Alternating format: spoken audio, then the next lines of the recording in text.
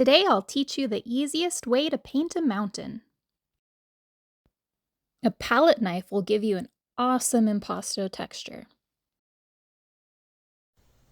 A lot of beginners are really uncomfortable using a palette knife. I was partway through a painting of the Matterhorn the other day, and I remembered how when I was a beginner, I was so reluctant to pick up my palette knife, even though it's so much faster than a paintbrush sometimes. I thought you guys might like to see how easy it is to paint rocks and snow with a palette knife. Even a beginner can do it. To make the texture paste, mix spackle, heavy matte gel, and some gesso or acrylic paint. And mix it up super well until it looks more or less like frosting. Be careful what supports you use. You want a nice firm support like a canvas panel. You don't want to use a stretched canvas because this is going to be too floppy. I already started working on this painting, so let me talk about what I've done so far. First, I looked at various different photographs of the Matterhorn from different angles, and I used that to create a basic pencil sketch of where I wanted some of the big shapes to be. With acrylics, I work from dark to light, so I'm putting in the dark rocky areas, and then I'll add the snow later. You should also work in sections from the furthest away to the closest. Increase the contrast for the things closer to the viewer. The soft gray sky looks further away than the dark rocks do. Speaking of gray, let's talk shades of black. Ivory black is my go-to black. It's a soft, warm, brownish black that blends really well. Then there's Mars black. It's a dark, strong, neutral black that will take over your painting if you're not careful. Since I'm painting an icy cold mountain, I went with Payne's gray instead. It looks almost black when it's straight from the tube, but it's actually a dark bluish gray. You'll find that it mixes with white really nicely. Remember that a little goes a long way. So pay attention to how I'm holding my palette knife. You want a nice loose grip for a good range of motion. You don't want to hold it tight like a pencil. You can use the direction and size of your strokes to shape the mountain. More vertical strokes show steepness. More horizontal strokes show that the mountain starts flattening out near the base. Small strokes look further away. Big strokes look closer. Things like the sky that you want to de-emphasize and make super far away should have very little texture.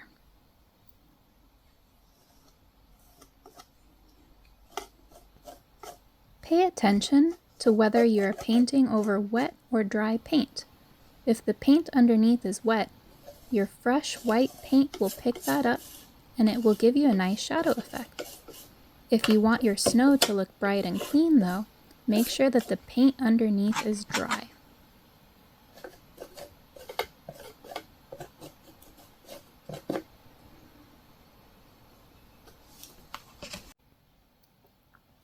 Near the end, you may find that you've lost some of the dark areas, so go ahead and carefully reinforce those.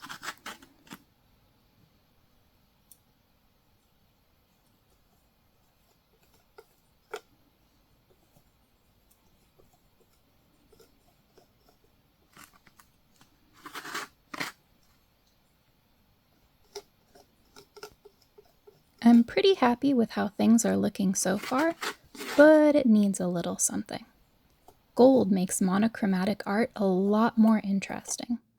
I streaked a few different options across my palette, and I decided to use Liquitex Rich Iridescent Gold and Bright Iridescent Gold. Here I am trying to go for my paintbrush again, and it wasn't working. Oops. I mixed some heavy gloss gel into my paint and I switched back to the palette knife, and it worked so much better.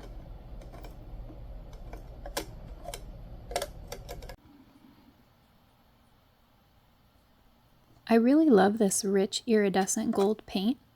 Sometimes I use gold leaf instead, but it didn't really work with the texture.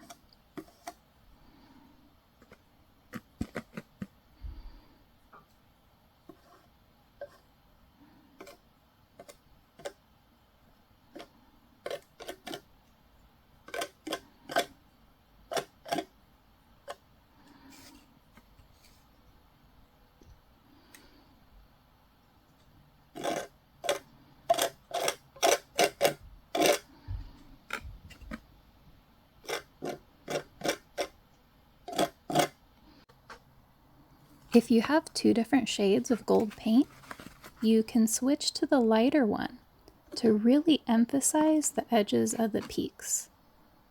This one that I'm using is Iridescent Bright Gold from Liquitex.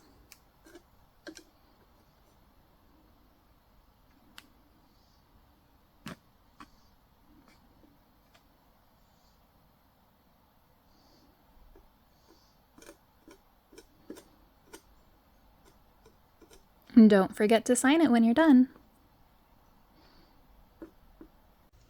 I hope that after watching this you feel comfortable enough to pick up a palette knife yourself.